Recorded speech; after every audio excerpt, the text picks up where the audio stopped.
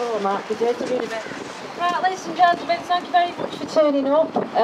Before I say anything, a lovely lady's come and laid some flowers this morning, and it's Doreen Craddock, is that right? And she got married at the church across the road, and she had her wedding reception in the town hall in the ballroom. And she's wrote us all a card to all the people in Fenton, and it says, "Come on, you people of Fenton. You have a town hall, a wonderful square, and a church to be proud of. Together. Remembering June the 17th, 1950, when my late husband and I held our wedding reception in the ballroom at the Fenton Town Hall after our wedding at the Fenton Parish Church. May the Town Hall and all it stands for be saved." And applause, please. To me, that says it all. As a Fenton resident, I was born and bred here, and the community in Fenton, the square, the library, the senator, the whole area. I'd like you to look and visualise this building not being here, in fact the whole square, and replaced by a supermarket, a block of flats. At the end of the day, this is part of our heritage. This is Fenton. Every town in the city has a town hall. Why can't Fenton? And we are fighting the MOJ. The MOJ won't give us the building back. It was given to them free of charge, and they are asking £500,000. To me, it's daylight robbery. The library is going up for auction. The community weren't informed. All the sort of sign going up. Now that is part of Fenton. The whole of this square is Fenton, and the heart is being ripped out. And we need people, the local people, to rally and contact Councillor Perez and also the MOJ. There's a list of contacts of addresses and emails there.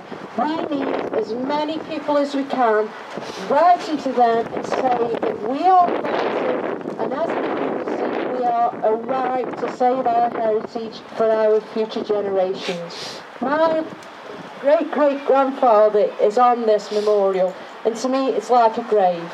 And if they decide to bulldoze this building, then it's a desecration. And I am going to fight for this building. Well, I'll be chained to the railings. So come on people, let's stand together, stand as a community and save Fenton Square. Thank you. Hello. Sorry for Dave, I'm a bit cold. And no, that's made up. Continuity. Mine's going to be like historical base because I'm a historian, but here we go. 100 years ago this year, Fenton's fathers were teaching their sons how to throw pots and how to work metal. They taught hobbies such as fishing and football. The first two skills have been passed down for many years, and it's these skills are what made our city famous for its industry. These men were loved and respected by all they loved. Then came the Great War. They went off to fight for king and country, at places such as Gallipoli, the Somme and Ypres. At one battle, Lewes, the final attack at Hohenzollern lost us nearly 500 of our bravest Stoke men. 267 on the first day of July at the Somme, and a further 250 at St Quentin in 1980. Nearly 13,000 of our men were wounded and lost from Stoke. 498 are on our memorial. It is worth referencing the weapon that slain so many, and the Minenwerfer, a powerful mortar. Here is a description from the time. A large shell came down, whistling as it fell. As it exploded, it had a similar smell to marzipan. Each one created a crater as big as a living room, and transformed anyone in the area into a grey goo. The shockwaves rippled for a mile as if the mud was water, and some days these fell as heavy as rain. 498 of our men are hidden from public view. Back then, these men were loved and respected by all, and I think it's safe to say we feel the same. As a descendant of three Great War heroes, and as one of the campaign's younger members, I I feel it is my duty to carry on the memory of the fallen for the youth of today and tomorrow. Let's hope our passionate protest will get through to the MOJ that these men, this building and that memorial are ours. They are Fenton's men. Thank you.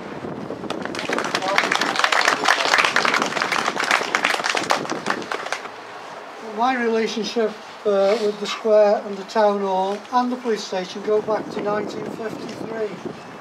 In 1953 I was in the school across the road, and the teacher brought us across to the square, and it was the year, the coronation year, that these gardens, the grass and the flowers, they were laid out in 1953. And the teacher said to me, or said to the class, that this square has been laid out for you, and it's your responsibility to look after it for the rest of your lives. And I took that to heart, and I'm still here, all those years later, to look after it. And to try and persuade the city council to listen to the people of Fenton, to think about the 498 who gave their lives in the First World War, and also those that are commemorated both in the Second World War, the Boer War, and the Irish conflict. All those are remembered in this building. As well as going back to 1953, the laying out of the square, it's been my privilege also to work at the police station from the early 60s. I worked in the police station from the early 60s till it closed in 1968, and then we moved into the town hall, and I remained working here till 1984. And it was my privilege to care for these memorials, and it really hurts to think that we will lose this memorial, and the memorials which will probably be moved across the road. It really does hurt, and like Jane, I've got ancestors that are remembered in this memorial. I've got a great uncle who died, my grand's brother, also members of our parish whose father was commemorated on it. It's disastrous that the City Council and the Ministry have turned their backs on us. Going back to the square, I've asked our local councillor what we would have to do to take over the square, to have it to be upgraded so that they can lay flagstones at Anglin. I've asked our councillor what we need to do to prevent it to take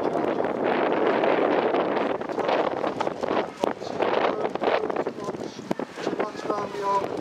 So it's a big factor that the people of this city need to do. Again, so please support everybody in what they are doing and try to do.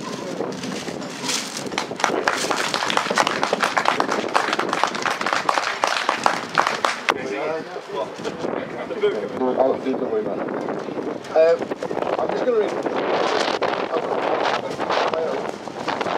I've actually wrote 2 pages whilst writing, the rain was coming down, but hopefully it'll still be read. Very short poem. And then I'm going to read one, a much better one by Michael Robert Service. I don't live in Fenton. I've actually used this facility, so I was asked to many years ago when I was a young man. It's a beautiful building, even inside, even when you're in the wrong side of it, as it were.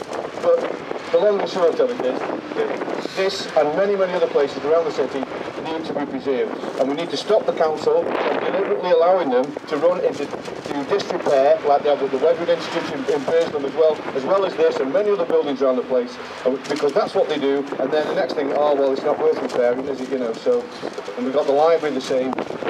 Please keep fighting. I shall keep fighting. Even though I'm not from Fenton, I'm from Stoke, but here we are. This is. I'm going to read this one first. Now, thank you very much. I'm really nice having your own lecture, isn't it? Yeah. This is called neatly packaged, and I say I chalked it down there. Neatly packaged, arriving by registered mail. The fulsome of service to its final detail. Belief unrequited, now on full show. Gentle soaking up of grief overflow. By careful selection of words left unread. Commemoration of service, commending the dead. Thank you. That's one of mine. Yeah. Ah, well, we're going to read a much better one now. This is called The Mourners, written by Robert Service, and it was about the people who are left. And we forget that sometimes when we commemorating the soldiers. I look into the aching womb of night. I look across the mist that masks the dead. The moon is tired but gives but little light. The stars have gone to bed. The earth is sick and seems to breathe with pain. A lost wind whimpers in a mangled tree. I do not see the foul, corpse-cluttered plain. The dead I do not see. The slain I would not see, and so I lift my eyes from out the shambles where they lie, when lo, a million woman faces drift like pale leaves through the sky. Cheeks of some are channeled deep with tears, but some are tearless, with wild eyes that stare into the shadow of the coming years of fathomless despair. And some are young, and some are very old, and some are rich, and some poor beyond belief, yet all are strangely like, set in the mould of everlasting grief. They fill the vast of heaven, face on face, and then I see one weeping with the rest, whose eyes beseech me for a moment's space. O eyes I love the best. Nay, I but dream. The sky is all forlorn, and there's the plain of battle writhing red. God pity them, the women folk who mourn. How happy are the dead.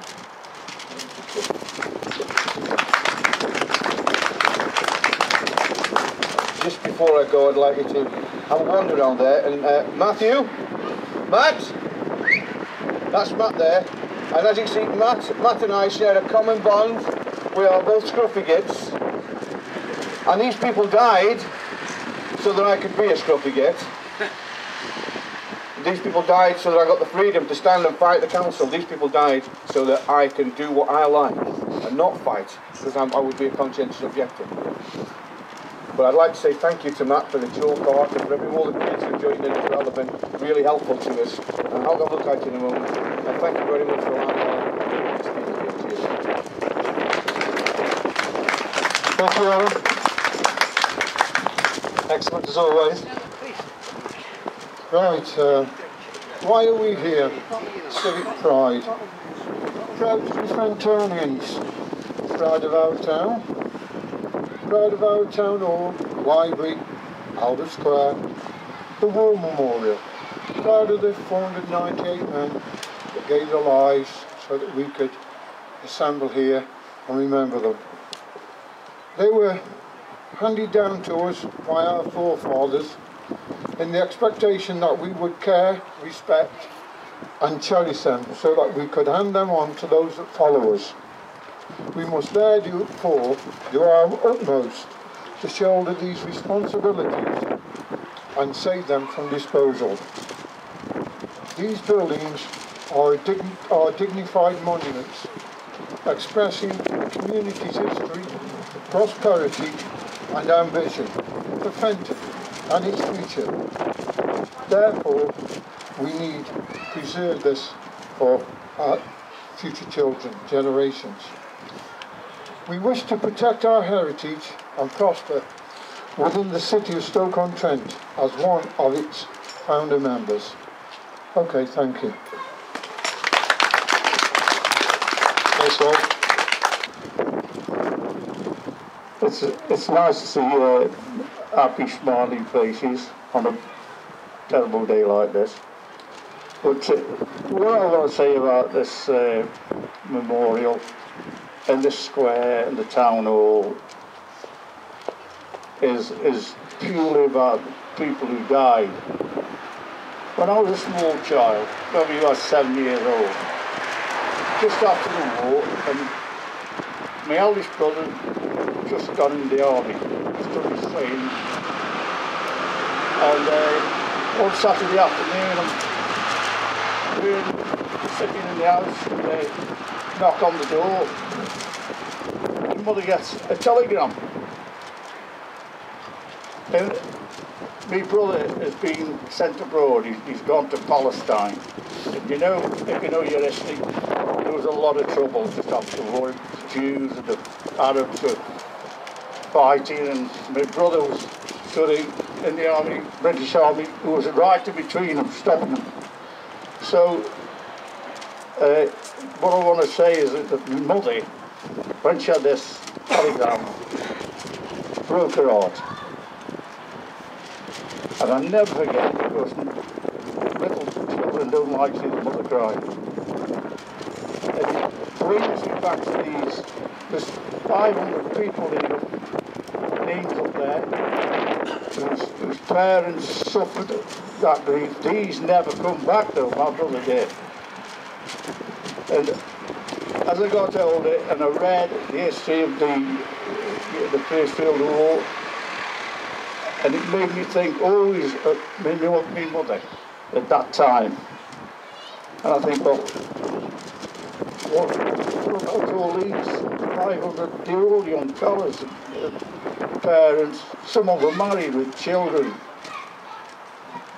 And I've never ever forgot my mother crying. It's always been put all over the and I think to myself, all these people that never came back, and the ones that got injured and terribly wounded and lived the rest of their lives in virtual agony. And don't forget, there was no benefits like there is today, no big help. They just had to get along as best they could. Kids without dads, and that's the real thing about this place for me. And for the authorities and our councillors have not lifted a finger. They've done nothing. They should hold their head in shame. And the council and all the rest of the hierarchy that control this place all should hold their head in shame. And that's what I think about this place. Thank you. Thanks, Rick. Hello. It seems to me that cold wintry mornings is a catalyst to bringing back the AAA. Alan Gerard, Alan Barrett and Alan Lear. I remember this down the march on Stoke, right? And as I say, I've been a bit busy, so I've not been involved in the past with the town hall and the memorial. But there's two people on there that might be distant relatives, Lear and Noakes. It's my family names. And as I say, I'm sorry that I've not been involved in the past. Although I come from Lightwood, Oxford towns and villages close to my heart. I believe in the power of the towns and villages and resurrecting the city through the towns and the villages. But what's important is what you're doing. And today I've heard the words, we will remember them. I want to put those words in another context.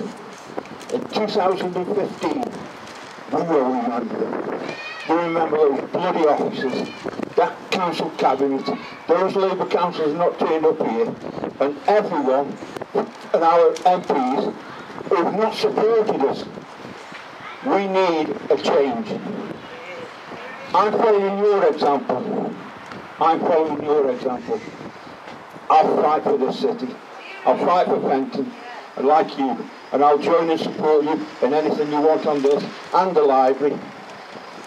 Keep it going. Thank you very much. Thank you, Alan. And we have a lady over here.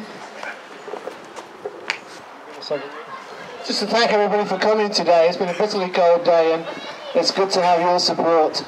We don't just want to save the building because it's got a wonderful memorial and because it's a lovely building. We want to give it a future, and we hope that with people's support we can give it a future.